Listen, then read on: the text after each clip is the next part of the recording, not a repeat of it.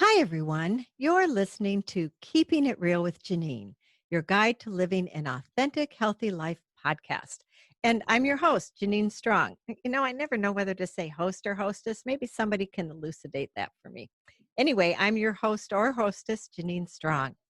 My guest today is a truly inspiring human being, Daniel Bruce Levin. Danny walked away from an opportunity to run a $1 billion business to hitchhike around the world to find inner peace and happiness. Frankly, sounds like my kind of guy. People thought he was crazy. He knows well the courage it takes to do what you want to do and walk away from what everyone else is doing to create a life that connects you to your purpose. His book is called The Mosaic, a beautiful fable that touches the heart and soothes the soul. Danny calls the mosaic the vehicle of connection, and I'm going to let him tell you what that means. Hi, Danny. Welcome to the podcast. Hey, Janine, how are you? I'm good, thank you. I will just let everyone know we've had a wonderful, maybe 20-minute or so chat beforehand and made a really nice connection. So I'm really looking forward to this. Me too. I was going to say I already know how you are because we've already talked, but they don't. They don't know that. So, That's right. And I wanted to tell you, I love the Mosaic website. The video clips on it are just beautiful, and it's really well done. So, folks, even if for some reason you're not interested in this, which I can't imagine, but you should go to the Mosaic website. We'll be giving you all that information later, just to see how it's set up and the beautiful videos from around the world. They're really gorgeous. thank you so much. That's so kind of you. Oh, you're welcome. So I'm gonna a quote from the book that I really think is important. When you hear your own inner voice, you realize everything in the world is speaking to you through voices you never heard before. Hmm. Suddenly doors open everywhere and everything you seek is already right in front of you. I love when people read back to me my book um, because it shows me over and over again how with certainty I become 100,000% sure that I didn't write it. Because Mhm. as I was Mhm. writing the book, what happened was I had written a story for one of the most sought after hotels, and their opening was like talked about all around the world because it was a new branch of Hyatt, which was called Andaz, and it was in Oh. Maui, Mm. and it was an environmentally right hotel, and they were doing things just interestingly. And somewhere along the line, the general manager and I had known each other for some time, and he called me up and he said, "Danny, I want you to write the story of our hotel." And I said, "Really Mm. nice, but why would you think I can do that? I've never done that. That's not something I do." He said, "I know you."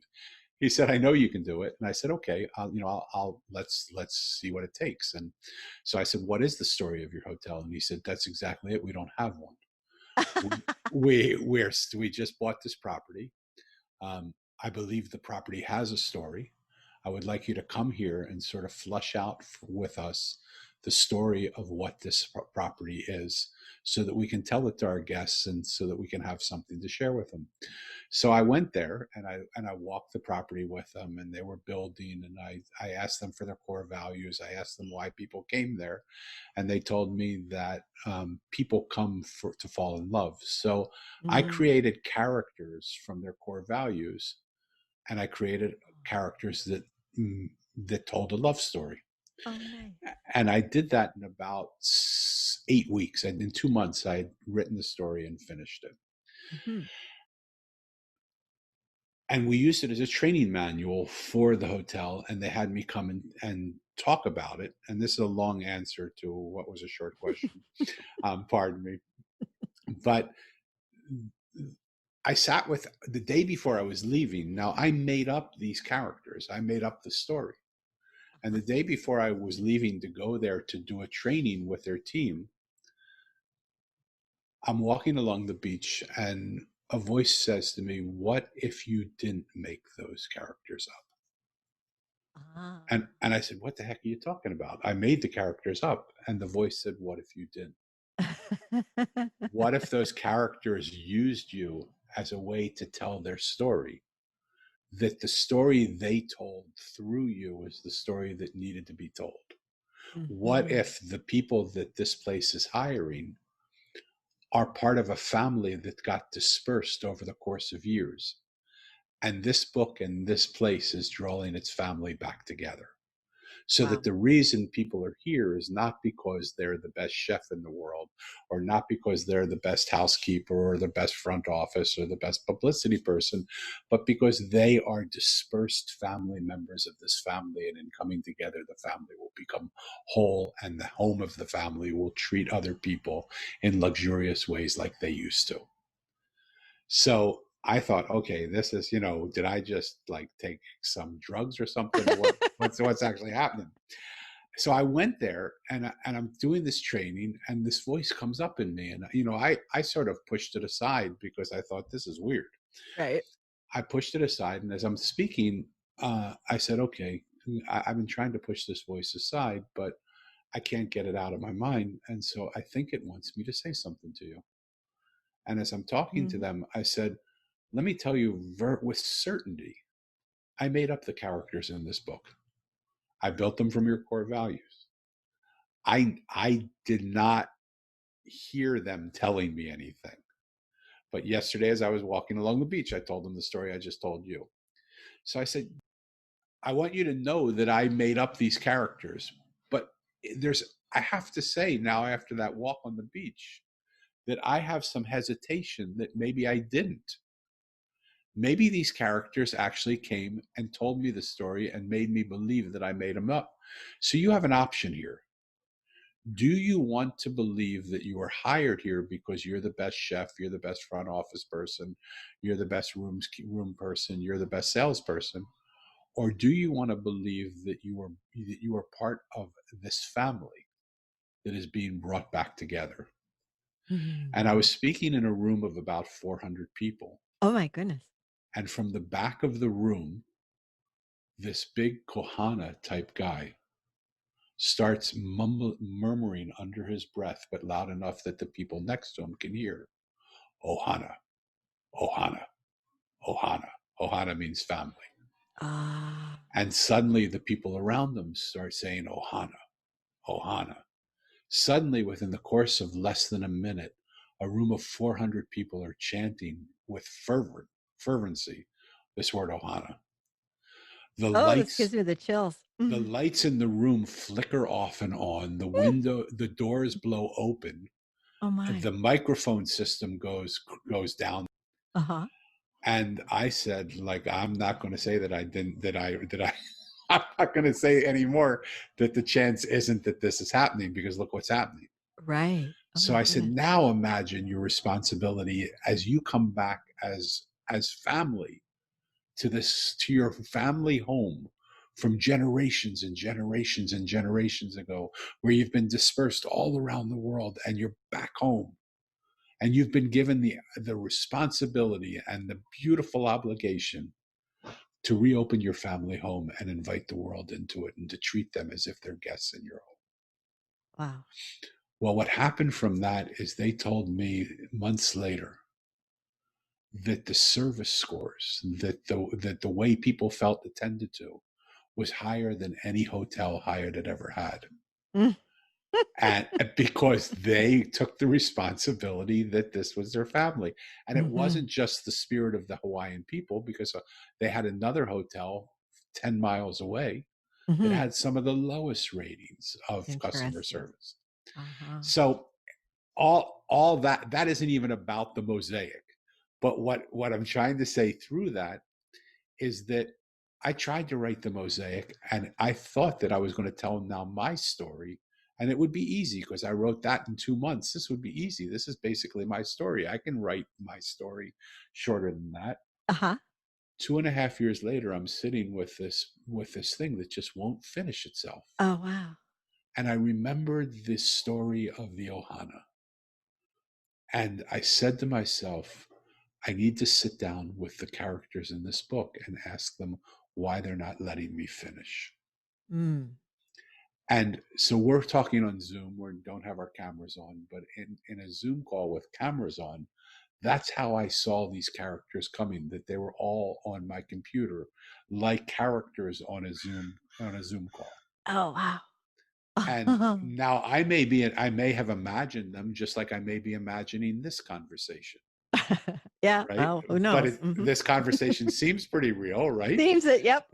That one seemed pretty real too. And so one by one, I said to them, "What is going on? Why do you keep corrupting the files? Why do you keep take, uh, destroying them? Why do you keep hiding them? Why can't I find them anymore? What's going on? Why isn't this working?" And one by one, they said to me, "We don't want to say what you're telling us to say. We don't want to Ah. say what you're writing. We want you to write what we're telling you to write." Oh, that's pretty clear. And as soon as I did that, 6 weeks later, the book was done. Oh, interesting. And it's so interesting because as I hear you read it back to me, Mhm. those aren't my words, Mhm. Mhm. but I understand them because they're being taught to me at the same time that they're being taught to other people. Mhm. And so the beauty of this book to me is that in music, in poetry, in construction, in anything that you do, it isn't the things that actually give value to things. It's the space between them that actually gives value. A window isn't beautiful because of the framing of the window. It's beautiful for the space that isn't occupied, that Mhm. you can see through it and you can see perfectly through it to what's outside. In the same way, this book is beautiful to me. The story is beautiful. It's a charming story, and people It really is. like it. It And is. Mhm. thank you, and it touches people. But the space between the words tells a completely different story if people would sit long enough and listen to it. So what it showed me is everything in the world is speaking to us, even characters that I thought I made up. Mhm. Why would they be telling me that what you're saying about us isn't what we want to say? Be- because everything has life to it. You don't think our bodies are speaking to us when we have pain? You Mm, don't mhm. think when we feel fatigued, our bodies aren't talking to us? You don't think the world is speaking to us with global warming? You don't think COVID-19 is a reflection of the world trying to say something to us? You don't think that the situations that we're in, people are trying to say something to us? Mhm. Mhm. I have millions of Yes. stories that I want to Yes. share with you, but I want to shut up because I don't want to just keep talking like a. Uh, but it's fascinating. No, I love good stories. So whatever you want to share with the listening audience is fine. Because it's in the moment and it's what people will need to hear. So don't worry about that. Okay, so can I share one more story Oh, with you? please. Yes. So I have what I believe is just the beautiful honor of having a 30-year-old developmentally delayed daughter. Mm, mhm, Um, mhm. but Janine, it wasn't always an honor. Mark I'm my sure. words. Mhm. I am a man guy. I'm not a, I've developed my feminine side too, but I mean, when my wife and I had our baby, I said, just as long as you know, I will never change a diaper. That's just not what I do. My daughter's 30 years old and still doesn't hold her bowel. And Aw. my wife passed away when she was 8 years old. Oh, I'm sorry. So I've Oh. been changing diapers for, the Jews have a great saying. They say, man plans and God laughs. I think she's been laughing at me for quite a long time now. But what she's taught me is something that I've been with some of the greatest teachers in the world. I've sat with them around the table. I've known them. They've been my friends. They've shared with me their troubles, and I've shared with them mine. Mhm. But my daughter has shared with me a story and a way of being that has completely changed my life, and I want to share that with you if I can. Please, yes. My daughter can't speak like you and I speak. Okay. And so most people, when she tries to say something, don't understand her. And often Mm. when she speaks, I don't understand her either. Mhm. But because I've been with her such a long time, I have a sense more than most people of what she's trying to Mhm. say. Mhm. And to her credit, now she's starting to speak a little bit clearer, and more people are understanding her a little bit more. Mhm. But she counts on me to get it. Mhm. So when she would talk to me and I didn't understand it, she would start to yell, Mm. and she would Frustration. Mm. frustration. But she also thought, I think initially, that I just wasn't hearing her. So if she increased her Mm. volume, perhaps that would make me hear, Ah. right? Mhm. But it Mhm. wasn't the volume, it was the clarity with which she was speaking that I couldn't get. Mhm. So when she increased her volume and I couldn't get it, then she would tantrum.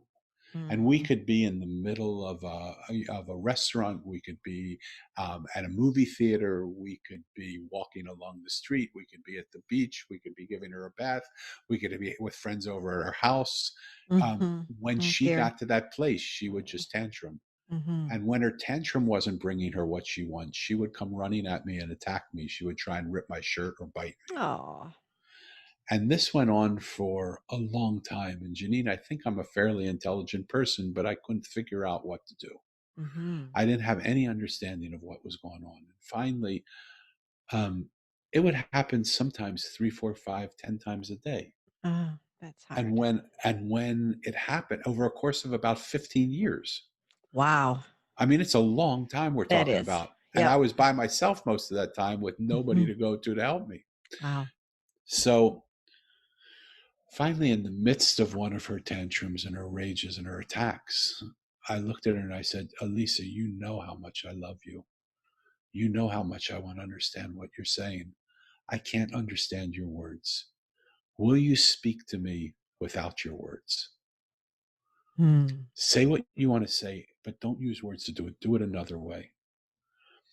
And from the midst of her rage, she got that smile that just melted your soul. Aw.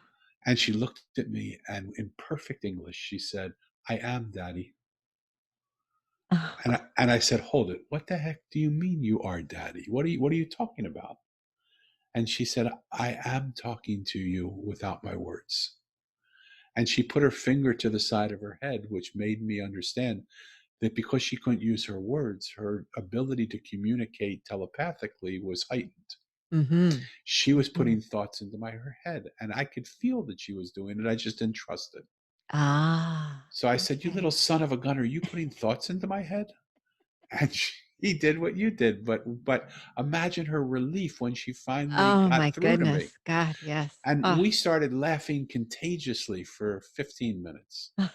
And that's as soon as she would stop, I would just continue and she would start laughing because I Uh-huh. was laughing and we just went on. And do you know, Janine, from that moment, she's never raised her voice again, she's never tantrumed, and she's never attacked. Oh, Danny, that is such a beautiful story. It makes me feel like, oh, I wish it could have happened like years earlier for both of Yes, you. yeah, me too. But here's the amazing thing. If the story would end there, it would be an amazing story, right? Mhm. But Mhm. what I realized from her is that everybody that I work with and everybody that I meet does exactly the same progression. When they speak and they don't get listened to, they speak louder.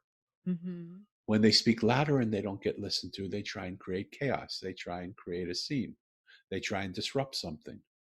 When Mhm. they disrupt something and they don't get heard, they try and destroy something. That could be blowing up a building. That could be shooting people in a square. That could be ending a marriage. Looting.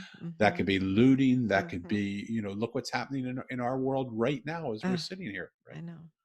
That when we don't listen to people, then they have to do something to get our attention. Right.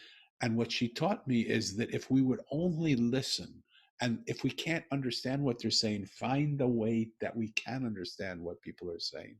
If we would only listen to people, what we would find is that most of our disagreements, most of our wars, most of our hatreds will vanish because nobody wants to hate another person. They just hate another person because they haven't been able to communicate and say what they need to say. Mhm. I would agree. All from a 30-year-old developmentally delayed daughter. Well, it's kind of my understanding that, those are the people that tend to teach us the most. Yeah, it's certainly been my experience. I'm so glad that you're having a different relationship with her now. And so, how long ago did that shift happen? That chat happened about 5 years ago. Uh huh. Okay. And it's changed everything in the way that I work with people. It's changed everything in the situation. So for me, what happened in the Mosaic when I wrote it was that realization that when I realized that everything is listening. So the story is a story about a boy who loses his parents Mm-hmm. 2 years apart on the same day. And when he Right. asks the adults where his parents are, they tell him they're in a place called heaven. So he sets out in search of the place called heaven. Mm-hmm. But the people he meets are not the rabbis and the priests and the shamans and the gurus and the swamis and the medicine men and the aborigines elders. Mm-hmm. He meets common ordinary people. He meets a trash man and a road worker, a homeless woman and a blind woman and a homeless man. He meets a gardener and a flower girl And a juice man. and a juice man, right? And so, and when he sits there with them, he wonders, why in the heck am I with these people? What are they going to tell me about heaven? Mm-hmm.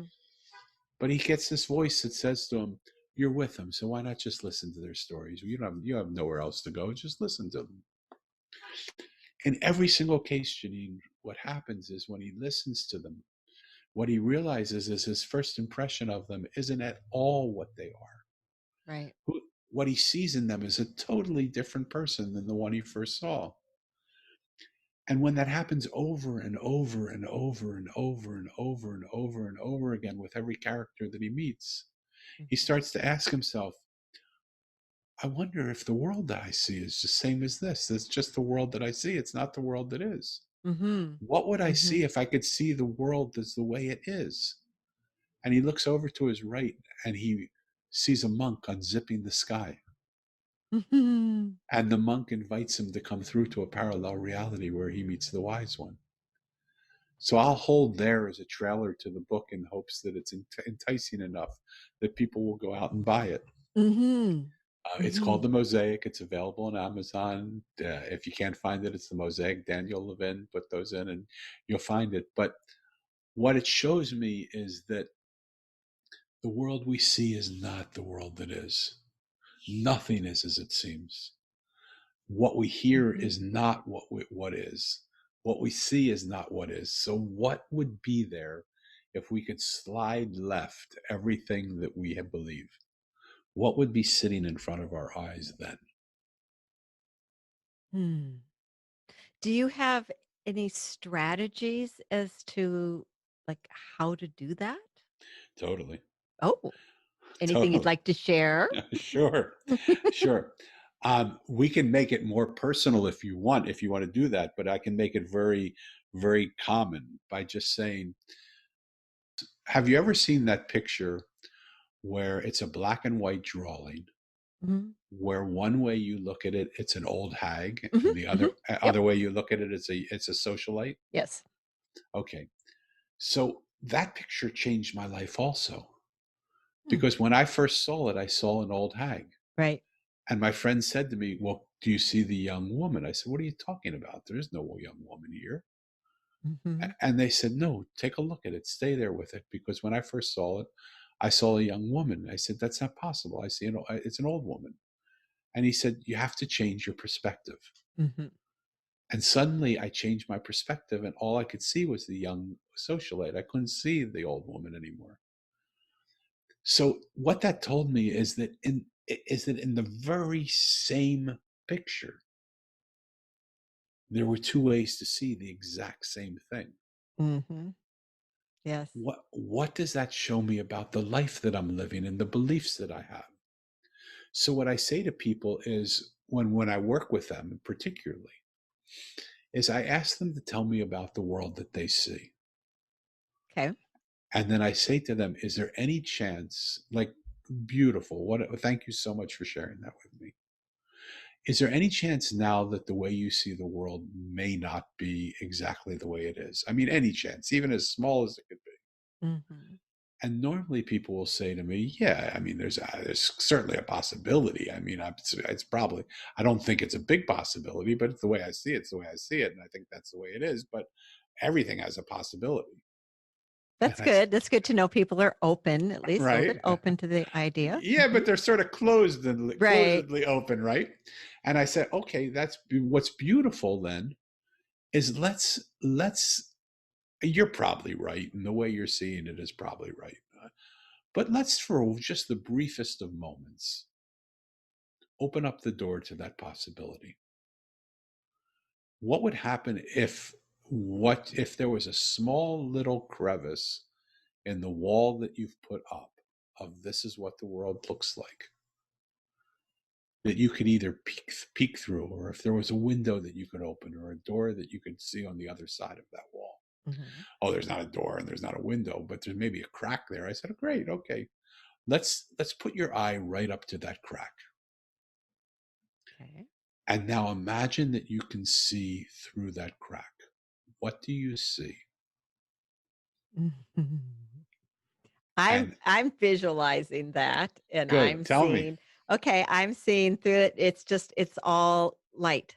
It's like Okay, it's like colored lights, moving around. It's like it's all energy. There's no form.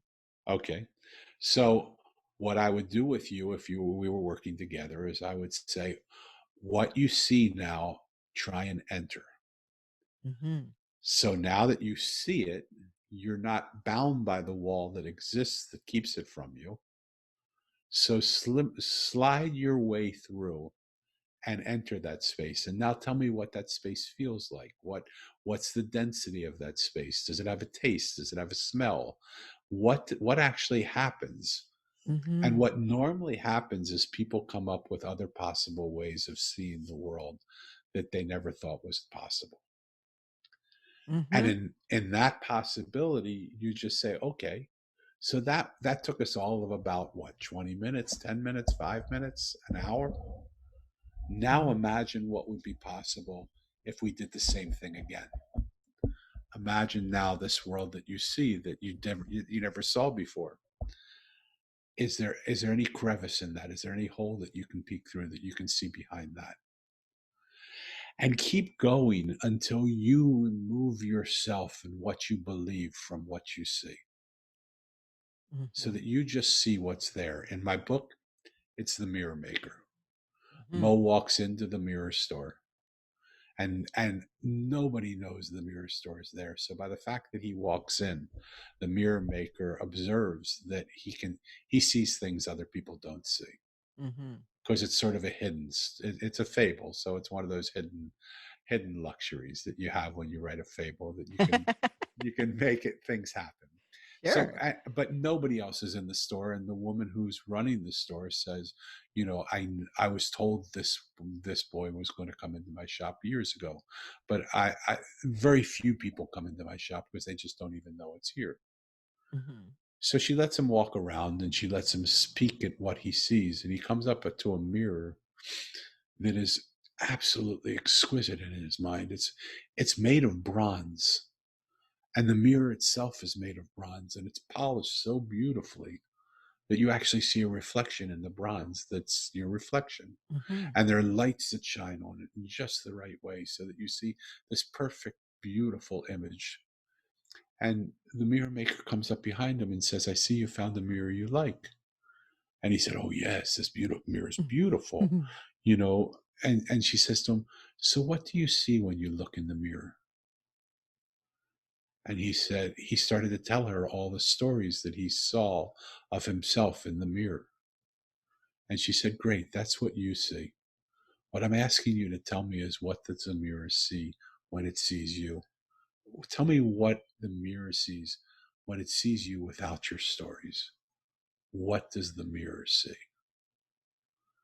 The work that I just talked to you about, of going through this crevice, going through these holes, is really the work of the mirror maker. Mhm. What would happen if you were to see yourself without all the stories?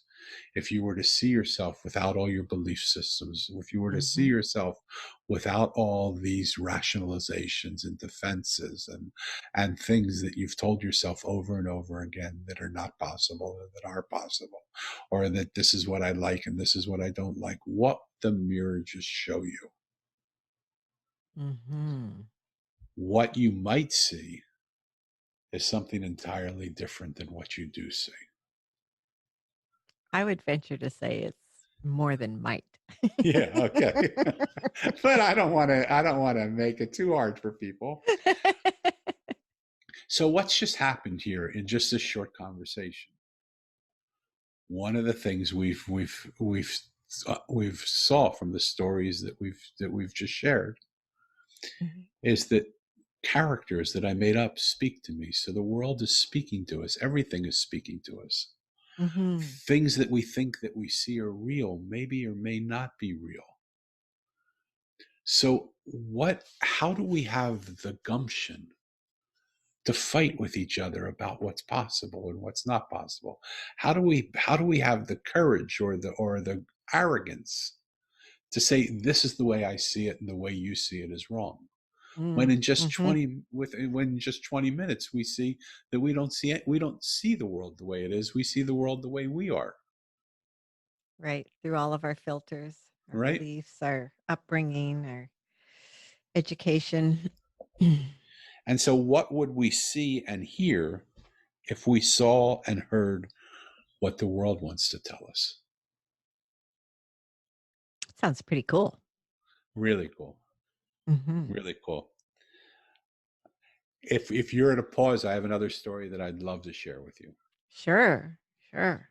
I mean, the stories you're telling are full of wisdom and it's not just a story you're telling, so. Well, you give me too much credit. Or whoever your team is that's Right. funneling this through you. Thank you. Mhm. Thank you. So I've had the opportunity, Janine, to have a very diverse life. I have been, when my parents passed away, I moved in with my aunt and uncle who were household names. So that gave me the opportunity to see a segment of society that most people don't see. And I didn't see him as just people in audiences listening to them talk. I was friends with them. I sat at their dining room tables. I met their parents and their children. Mhm. I've known them over the course of years. And so I've sat with some of the richest people in the world that the world has ever known and had the opportunity to have them give insight to me about my life and have me give them insight into them about their life as just friends would do, Mhm. not as a vertical relationship, but as a horizontal relationship where we just sat together as friends. Mhm. I've also had the brilliant opportunity to sit on street corners with some of the poorest of the poor Mhm. and and to just do the same thing, to speak with them, to ask them what's going on, to have them give me insights into my life that they see, and for if they wanted for me to give them insights into some of the things that I saw in their life. Mhm. And one of the things that I saw, Janine, in every single case, it didn't matter how much money they had, how big their house, or how torn their cardboard box. It didn't matter what religion they practiced or what color their skin. It didn't matter what border they lived behind or how many millions they made or how many pennies they collected each day. Every single one of them wanted exactly the same thing. They all wanted to be loved and accepted. They wanted to be listened to and heard, and they wanted to be acknowledged and validated. Not one of them, Janine, over the 65 years that I've been alive, have ever said to me, Danny, I absolutely need you to agree with me. Never. And one of the people that I met that I really want to share with you a story of is not the CEOs of companies or the billionaires that I've sat with, but a homeless man in San Diego by the name of Corey. Mhm. I was walking and I just felt drawn to go over to this man and sit with him. And he was very defensive when I came. He said, "This is my corner. You find another place to sit." And I said, I work hard to keep this corner. I said, "Sir, please don't worry. I'm not going to take anything. In fact, whatever you make, I'll 10 times it during the time that I'm here. So I want nothing from you. I just want to sit with you and talk with you and get to know you a little bit." And he didn't believe me for a while. It took us about an Yeah. hour of Oh, just wow. sitting together and just having conversation till he opened up to me a little. And when he opened up, I said to him, Corey, you're here sitting on a street corner. You watch people pass you by all day, all night. People walk by you. If you could stop them for 1 minute, what would be one thing you would say to them Mm. that would be meaningful to you? Mhm. And he said, Danny, I would ask each one of them to take 10 minutes out of the course of their day and sit down with someone they don't know and ask them how they're doing. Mm. I won't ask them to try and fix them or change them or help them or do anything. I just ask them to ask them that one question, how are you doing? And just sit and listen to their response. And I said to him, Corey, out of all the things in the world you could ask for, you could ask for a home, you could ask for food, you could ask for humanity to be better. Why that? Why would you choose that thing? Because you didn't even pause. You knew exactly what you wanted. Good question. And he said, Danny, you don't know this about me, but about 3 months ago, being homeless is hard. And about 3 months ago, I had one of those days that's just a horrible day. People would walk by and they would spit on me. They would punch me.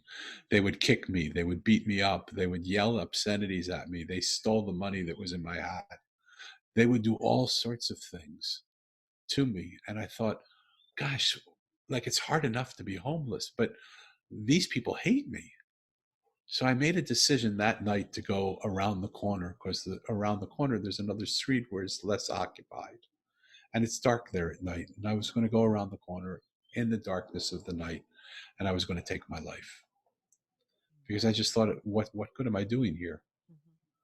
And not 2 minutes after I said that to myself, this man came up out of nowhere and put his hand on my shoulder and said, how are you doing, brother?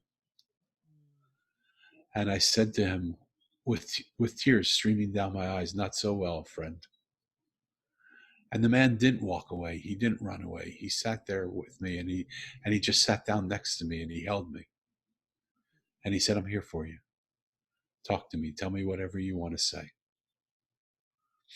And I cried in his arms and I spoke to him. And he said, Danny, you know what? It didn't take long. It took about 10 minutes. And after that, I realized I couldn't kill myself anymore because someone cared enough about me to pause their day in the busyness of their life and just ask me how I was doing and just listen to me. And that's why I'd like to do that. That man has no idea that day he saved my life. Well, Corey has no idea that the story he told me that day has been told to millions and millions of people in every podcast that I do, in every radio show, in every TV, in every talk that I give, in every workshop that I hold. He has no idea that his story is touching millions and millions of Mhm. people. Mhm. Mhm. And that's called the butterfly effect. Mhm. And Mhm. so what it's why is listening so important? Because we never have any idea what just a few moments of listening will do for another person in their life. It's just about taking time to connect, isn't it? It's about Yeah, connection, yeah, yeah, caring yeah. in connection. And even when we care, most of the time we care to fix, we care to help, we Mm. care to want It's to true. make better, right? We don't just simply, but all that's needed, all that we actually need to do is just take time to love and be with somebody. Mhm. One of the reasons why I love the title, The Mosaic, for the book, even though it has nothing to do with what I wrote about, except it's the conglomeration of all these stories of people. Mhm. But if you look at the image of a mosaic, there's no verticalness to that story. Mhm. There are Right. all these Mhm. pieces that are broken or whole, different textures, different sizes, different shapes, different colors. No one's better than the other. No one's more enamored than the other. They are all the same and they come together, but in all of these pieces coming together, they create an artistry that is so exquisite, so beautiful, much more beautiful than any of them could have on their own. Mhm. And Mhm. that's the beauty of what the mosaic silently is trying to say to us. We don't need to fix or change or help or correct or heal. All we need to do is be together and love each other. And in loving each other and listening to each other, Look what that would do to our politics. Look at that, what that would do to our government. Look at that, what that would do to our educational systems and our medical systems. Look what that would do to world affairs and how we treat other countries and other nations. Look at how we would treat women and people of color. Look at how would that all change if we could just do that one simple thing? Mhm. Mhm. The answer is simple. It may not be easy, but the answer is simple, There is a difference, isn't there? right? There is a difference, Yeah. Uh-huh. but it's so simple. And we want to make it so complicated, and we want to come out with all these plans and cares, and we have to do this, and we have to control that, and we have to stop this. All we need to do is actually just take the moment and care for each other. Mhm. And the beauty of Corey's story is that if everybody would take 10 minutes out of their course of their life to do that, every one of us would have the opportunity to spend 10 minutes with somebody we don't know, and they would hear our story. Mhm. And Mhm. we all are desperate to have our story told.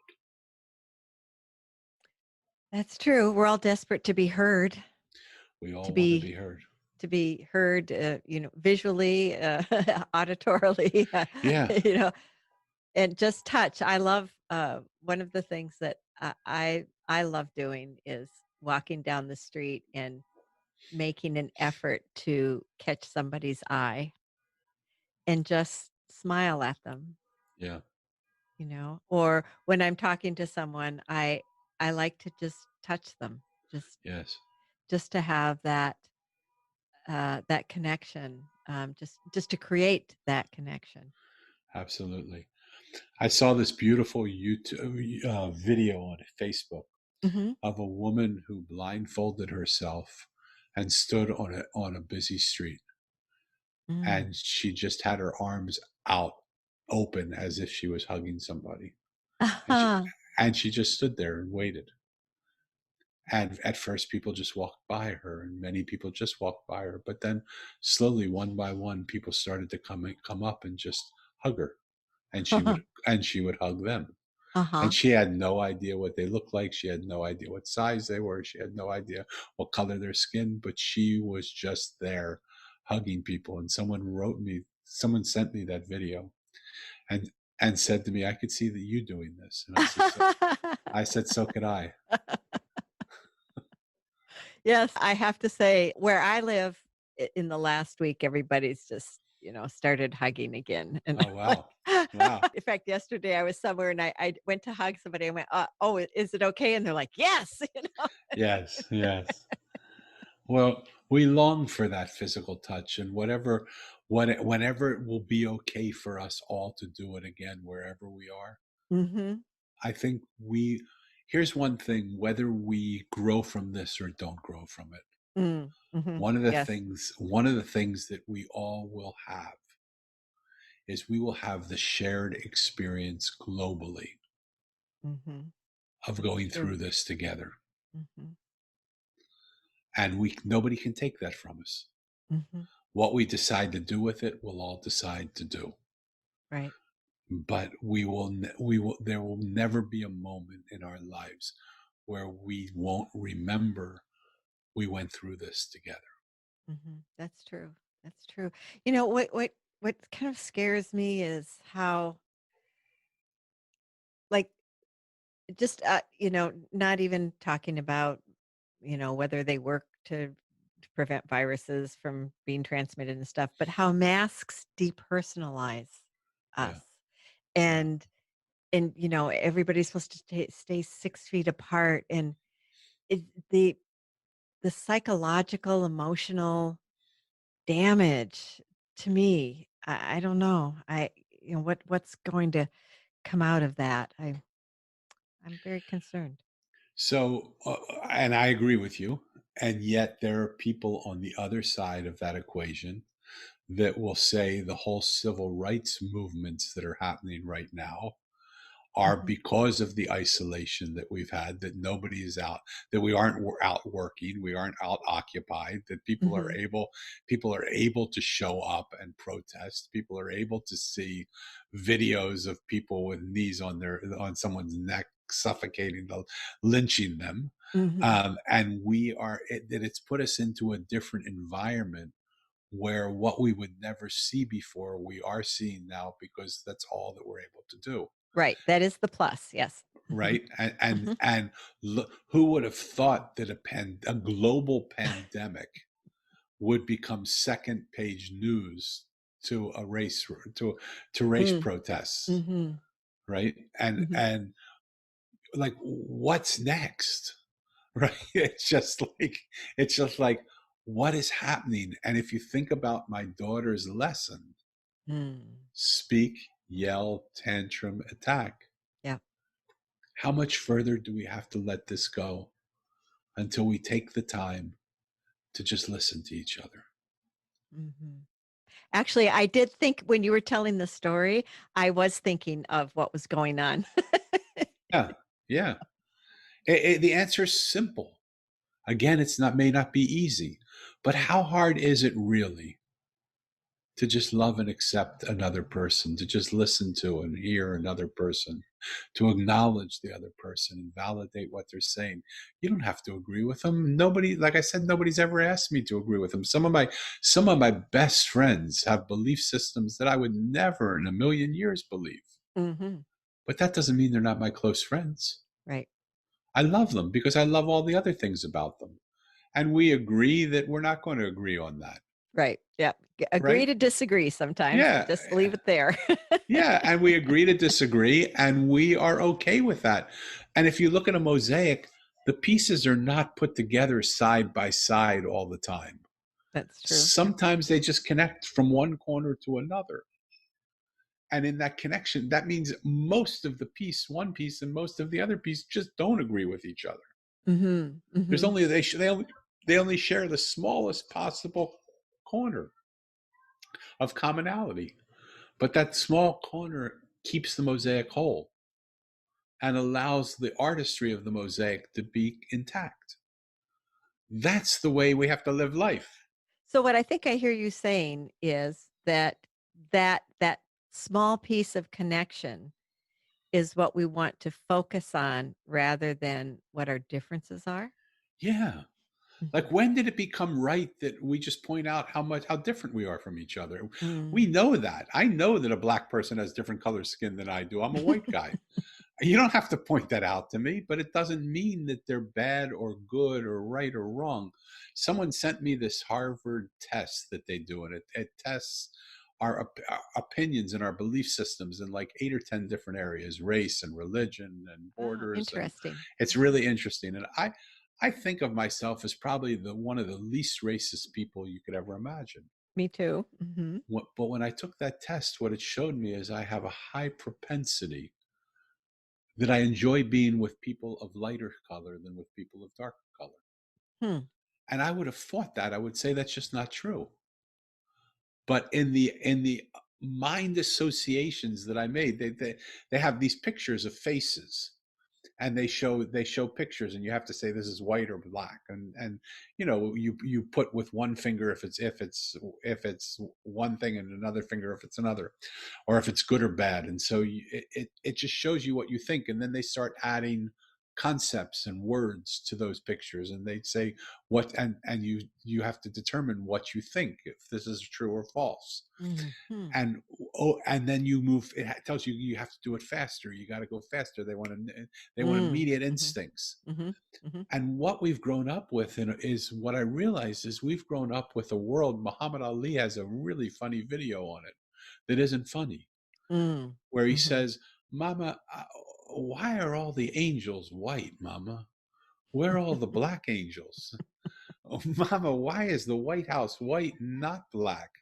Why when we are good to somebody, we are this, but we're blackmailed when we don't do something right?" And he Mm. shows all the connotations of what we believe around black being bad and white being good. Mhm. Why is Snow White white as snow, Mama? Why is Jesus white, Mama, and not black? Were our people cooking up in heaven when the pictures were taken? Like, where were we? And And it's amazing how ingrown those prejudices are from our earliest childhood Right. Right. that make us somehow believe that one color of a skin is better than another color of skin, or that we're more comfortable with that color of skin. And Mhm. it also happens around religion. It also happens around borders. It also happens around economies. It also happens around neighborhoods. It also happens around old people and young people. It also happens around men versus women. I mean, but how in the world did all that happen? It's a good question. It's societal norms, the beliefs that we're inculcated with as we're growing up. Yeah. So it's time for all those societal norms, as comfortable as they've been for us, to just be looked at. Because remember, nothing is as it seems. Mm. Nothing is as it seems. I just saw something and I didn't even know what to believe about it. Like I just saw today that the people that make Aunt Jemimas, the Mm, syrup and mhm. that, like they're relooking their whole marketing program. And there's something I say, well, no, come on, that's okay. And then I say, no, that's not okay. And I don't even know where I stand on it. That's I what's know, interesting, I know. It's right? yeah. I don't know if it's a cancel culture or if it's something that, like, how inundated is it into my belief system that that's what I believe without even questioning what I believe. But the Mhm, fact that I'm uncomfortable with it changing means that I'm uncomfortable with something else in myself that just doesn't seem right. mhm. Yeah, I know. I've been wondering about that myself. Does everything have to change that could have like the Boston Red Sox or what, all the Yeah, like the Native American connotations, the black, yeah. the Asian, whatever. I mean, does all of that? I don't know. Maybe it does have to change. I just I don't know though. I don't. I also don't know. And it's just interesting. But it's the first time in my life that I didn't know. Mhm. Up until this point, I said, "Oh, come on." I mean, I remember when they were doing tomahawk chants at football stadiums, and Mhm. American Indians were feeling, degraded, Right. right? And so then I did know that around then. So it wasn't. This isn't the first time, but like everything is up for question, Mhm. and is it right for everything to be up to question? Um, and but those are important questions to ask, whether we have the answers or not. The questions are interesting, like what is it that we actually believe when we see those images, Mhm. and how do we create a society that is not predestined to think that one color is better than another. In a mosaic, there are every color is beautiful. Mhm. There's not no color is better than another. The diversity of color is what makes it beautiful. But in Right. our society, even in the black world, lighter black people feel better than darker black people. Mhm. And Yes, and that's true. right? And because the darker black people had to work outside in the fields and were beaten, and the lighter black people became the consorts of the master. So in other words, the master raped them, and they had whiter and whiter children because they were light already and had white, white dads, and so the whole thing propagated. And darker black people don't like lighter black people often, and Mhm. right? And so, but where does it end? Like, when will we start to say none of that's important? It's all surface. What's important is who we are. What's important is that we just hear the stories that people are saying, and we just don't write them off. We listen to them and respect them, and we acknowledge them, validate them. We'll find our way if we just listen to each other. Mhm. Yeah, I don't know how someone else is feeling if I don't talk to them, if I don't communicate. I mean, like you were talking about what just came to me, say, like with the Aunt Jemima thing. I mean, when I see a box of Aunt Jemima pancake mix on the shelf, well, first of all, I don't buy it because it's not organic. But, Right, um, but I mean, I look at the picture and it's just to me, it's nothing. right. But perhaps to someone else, when they see it, it is a reminder of how they've been repressed, abused, I don't know. Yeah. Um, and maybe there's a just, in their soul, there's this historical um repression that they feel. And I don't know. And so nor do I. And what surprised me so much is in this conversation, like when I get in trouble, I call the police. If I get in trouble, if someone's around my house, I call the police. Mhm. And I have no thought about calling the police and having Right. them come if something were to happen. When Mhm. I get pulled over on the road by a policeman, I feel uncomfortable, but I don't think I'm going to end up getting shot or pulled out of the car and locked up. Right. I just think they're going to say to me, "Hey, what are you doing? You were speeding or something." They might not be nice to me, but or they may be really nice to me. Oh, I used to be really good at talking my way out of that. Yeah, of course, of course. But a black person doesn't have that Right? same luxury. Yep. And what I never realized is, like, look at what just happened in Atlanta, whether it's right or wrong. I'm not saying a man fell asleep because he drank too much in what he thought was a safe spot in a drive-through off of a drive-through lane Mhm. in a Wendy's. And all of a sudden, police came, they brought him out of the car. They spoke to him for 20 to 25, 30 minutes, 40 minutes, whatever the account is. Then they tried to handcuff him. Then he said, "I don't want to do that. Why are you arresting me? I didn't do anything wrong." He Mhm. fought with them. He took their taser. He went running. He's tried to fire their taser because he didn't feel safe. And he got shot in the back. Mhm. That most likely doesn't happen to a white man. Right. What happens to a white man in every university town across the country is police stop and say, "Let me call you an Uber and get you home." Right. Right? They could have. They didn't need to shoot him. They had his car. They had his. They could have let him run. They had his ID. They knew where he lived. They had his car. He was of no danger to anybody Mhm. except he was a black man Mhm. who then had a scuffle with the police, and then they had a right. They believed they had a right because he beat them to take his life. Mhm. Those types of questions we have to start asking because now we have cameras that are catching it, but they've been happening for Forever. for hundreds of years Mhm. without cameras. Right. So good things are emerging from the bad things that are happening. The question is, will it make a difference? Will we be able to change? Mhm.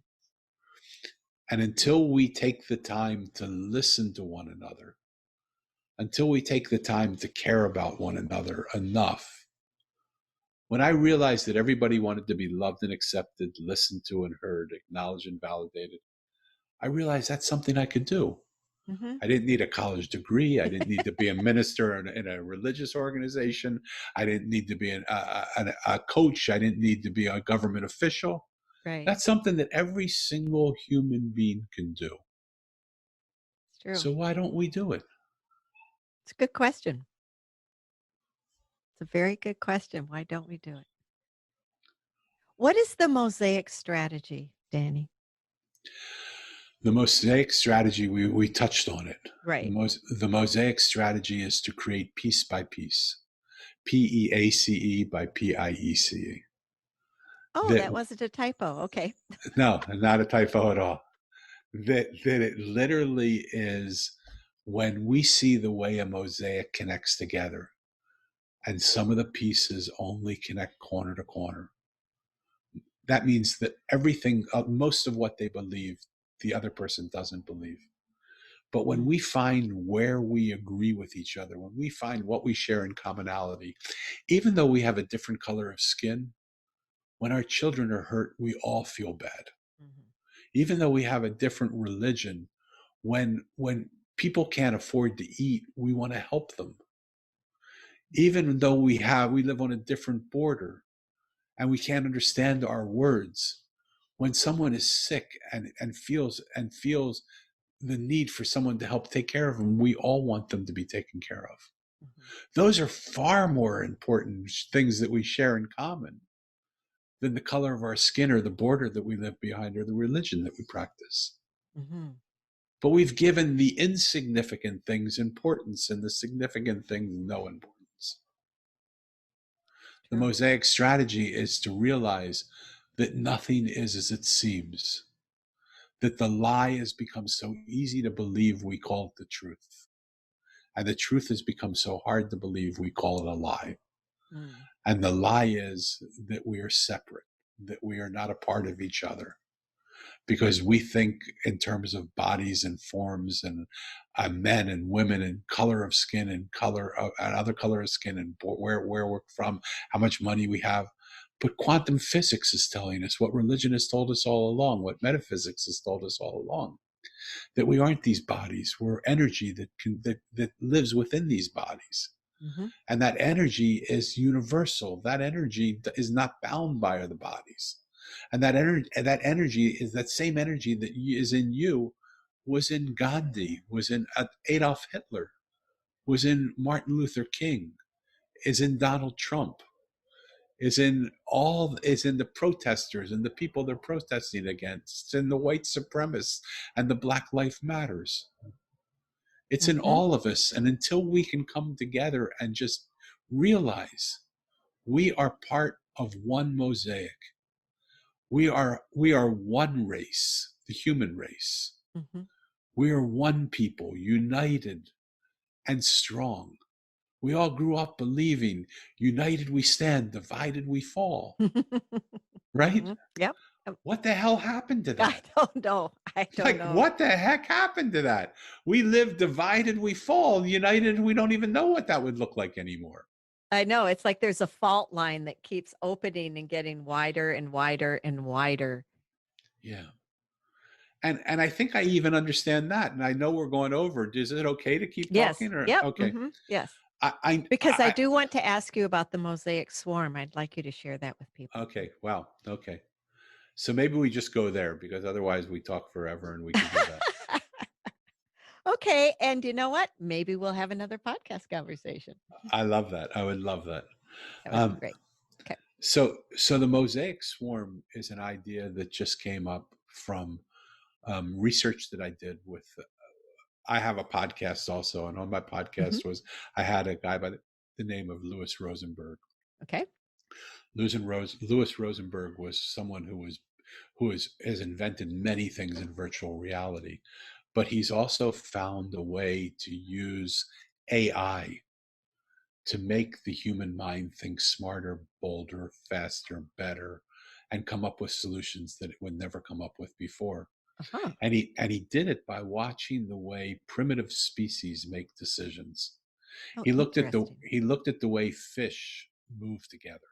They Hmm. go in a school and you think there's a leader and a follower, but they're not. They connect into a collective mind, into one mind, and you can feel them moving in harmony with each other, not following each other. You look at the way birds fly. They Hmm. fly in a flock. They are in rhythm with each other. There's not one mind leading them and they're following, because there would be more distinct movement that wouldn't follow suit. All of them are moving in the same pattern. They looked at the way bees, who were not intelligent, how to create their hives that they would live in for the rest of their lives.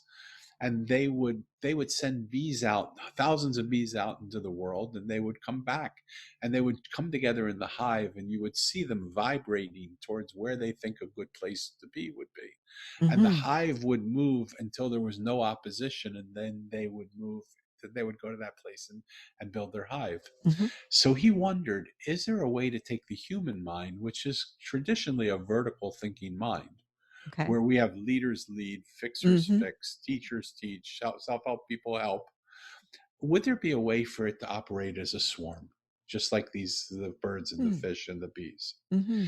And so he created a virtual room, and where he had an octagon in the room with different options on the points of the octagon, and Okay. a puck in the center of the room that was magnetized by the mouse of people in their locations, Oh, various locations. interesting. And they Okay. needed to find something that they could prove with certainty was that it was coming up with correct decisions, or not correct decisions. Uh-huh. So CBS challenged them to pick the winners of the Kentucky Derby. Okay. And they said, we don't want you to just pick the winners. We want you to pick first, second, third, and fourth. And Uh-huh. so they said, well, that's hard. We don't know if we'll be able to do it, but let's try it. The odds against them doing it were 586 to 1 that they Wow. won't get it right. Okay. So they found 40 horse enthusiasts, people that said they liked horse racing. They weren't professionals, they weren't gamblers, they weren't horse owners, they weren't handicappers. They were just people that occasionally watched horse racing, but said they liked horse racing. Okay. And they brought them virtually into a room and they told them what they were going to do. And in the room on the octagon were all the horses running in the Kentucky Derby. And they said, before we start, we want you to write on a piece of paper next to you who you think is going to come in first, second, third, and fourth. But Okay. don't show that to anybody. Just have that as your private thing. Then now we're going to open up the room and we're going to ask you to all collectively decide who's going to come in first. And you could see the puck, their mouse was like a magnet pulling the puck towards the horse that they were choosing. Oh, interesting. And Okay. at first there was, you could see them moving a little bit one side to the other side. There was indecision. But eventually they got to this place that didn't take very long where they all moved together to one thing. So they did Uh-huh. that for first, second, third, and fourth. Well, a bet of $20 on the results that they came up with would have given people $11,000 reward. Oh my goodness. Okay. So they thought, okay, well, that probably somebody knew it and was guiding it. And they said to people, did anybody pick on their own card the horse to come in first?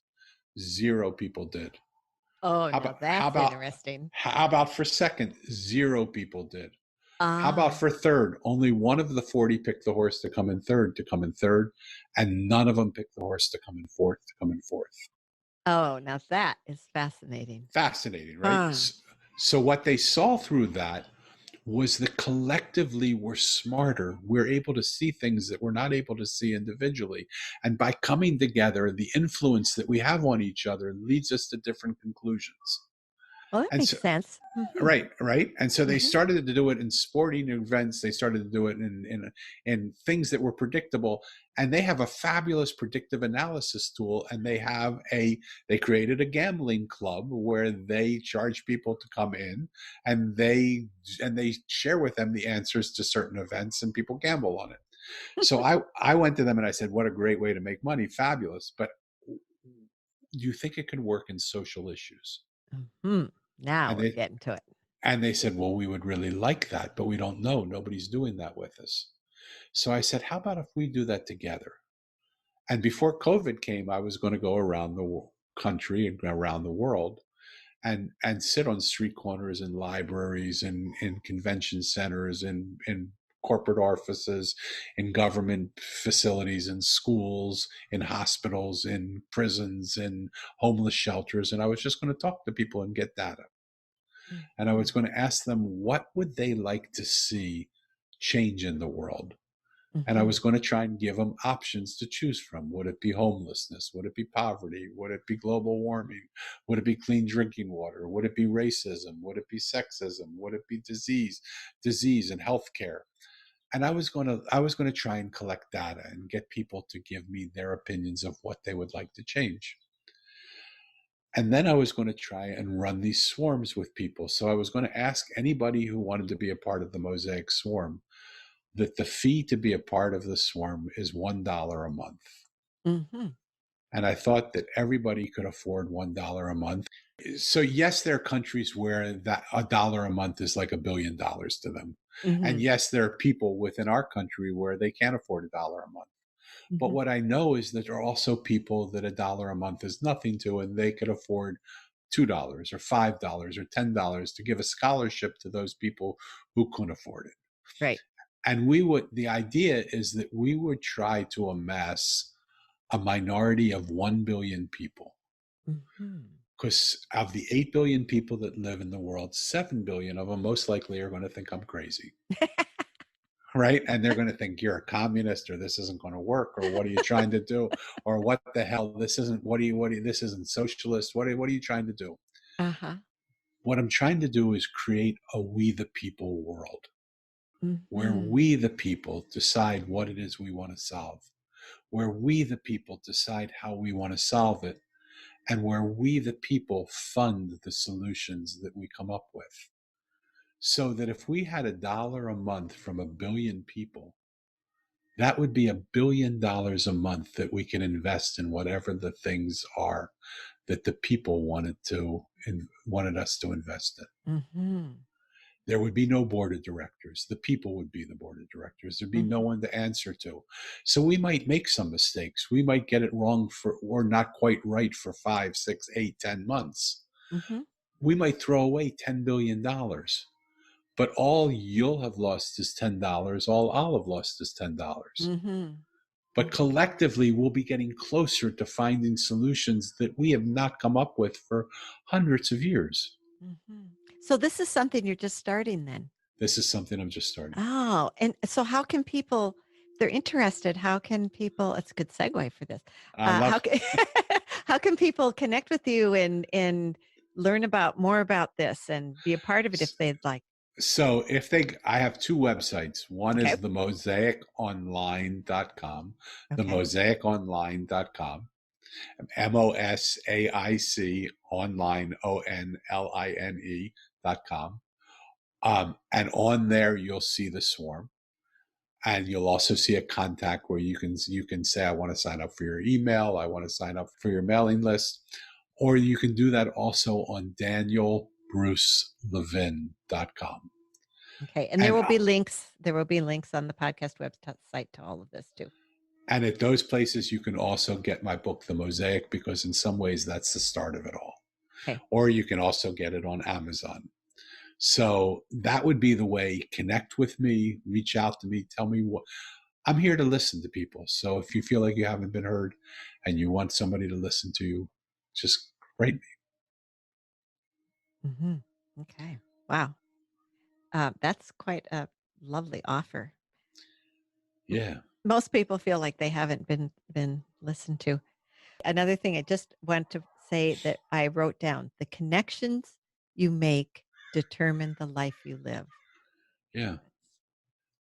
That's Some people say the 5 people you surround yourself with is determines the life that you have, but it's really more than that, absolutely much more than that. You just never right? know. It can be I mean, you don't know, like I said, like just walking down the street and catching somebody's eye and giving them a nod and a smile, Yeah. that could totally change their day. But it's also the connections we have to the thoughts that we think, the Mhm. connections we have to the words that we say, the connections we have to having pain in our body or having freedom from pain in our body. I have pain in my body. My body's speaking to me, but I'm not listening to it enough to get to the place where the pain it goes away. Because the only reason I have pain, remember my daughter's story, is speak, Mhm. yell, tantrum, attack. Mhm. So, what are the connections we're making to the life that we don't want to live that keep Mm. us from living the life that we do want to That's a very good question. Would you say that again, please? I really like live? that. What are the connections we're making to the life that we don't want to live that keep us from living the life that we do want to live? Mm. Because everything gets in the way of something else. Mhm. It's true. And when all we see is the things that we don't want, like I just wrote a post about this today. You would think the easiest thing in the world to create change would be just how simple it is that we focus on what we want and don't focus on what we don't want. Mhm. But Mhm. when you look at the world today, we focus on everything we don't want. All the news is about all the things that we find fault with. Mhm. Well, what we focus on grows Yes. rather than if we would just let it all go, it would just disappear and vanish. There's when there's no energy behind something, there's Mm. nothing to sustain it. Mm. Mhm. Mhm. But we keep saying this is what we don't want. This is where we disagree. This is what's wrong. This is what we feel. Why don't we just say this is what we do want? This is what's right. Because it's too easy. Yeah, but I'm happy you say it because when I sit here and I go through this in my head, This is the easiest thing in the whole world. It's not complicated. And I can't understand why we can't see how easy it is. Mm-hmm. Because it's that simple. It's a change of perspective. There we go. Yes. Mm-hmm. Right? Mm-hmm. It's Mo walking up to the homeless man and sitting with him in the mosaic. Mm-hmm. And instead of saying, "What am I doing sitting here with him?" listening to his story and Mm-hmm. hearing the stories that the homeless man tells him and understanding that he's so much more than he ever thought he was, Mm-hmm. which then opens his eyes to be able to see the monk unzipping the sky into another reality Mm-hmm. that he can walk through easily. Well, those aren't parallel mystical places that you have to go to. Those perspective shifts change the world we see. I think Wayne Dyer said it so much beautifuler than I can say it. He said, when we change the way we look at the world we look at changes. Mm-hmm. Yes. Yes. It's Yes. really simple.